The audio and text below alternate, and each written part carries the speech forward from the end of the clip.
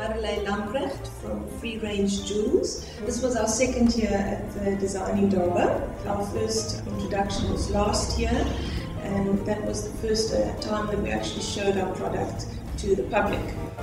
Before we decided that it's going to be for the Design Indaba, I got an infatuation with frogs, because I read about their sustainability that's seriously under threat, with rainforests that's being chopped down and the global warming and all those kind of issues.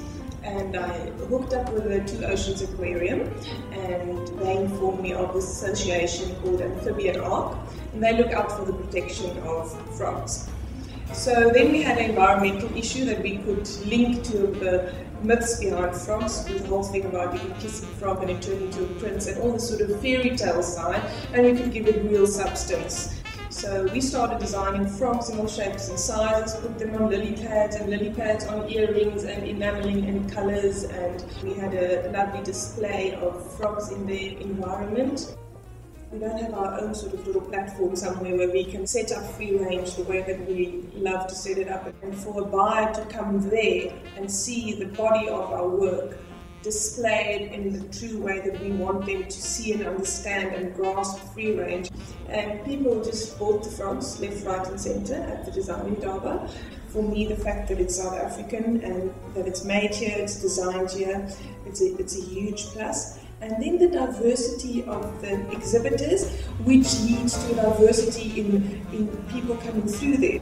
For us, it was a wonderful thing to get first-hand feedback from the buying public, because we normally sell to stockists, whereas at the Design Indaba it's open for trade and for buyers. You get exposure to both sides, which is wonderful. And then also to see what your peers are busy doing. Definitely the main benefit for us from the Design Indaba is not the bit of turnover, it's the buyers and the contacts and the people that you meet there.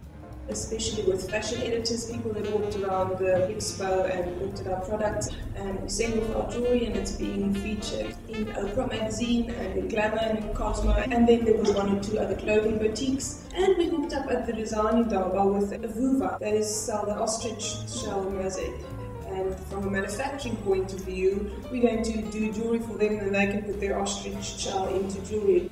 You can sort of really make up connections, and there might be something that you can serve somebody with that you would never think is a business opportunity. And then I've met people along the line saying, oh yeah, we saw you at the Design Indaba, and immediately gives you sort of a little bit of credibility because you work on some sort of design platform with credibility.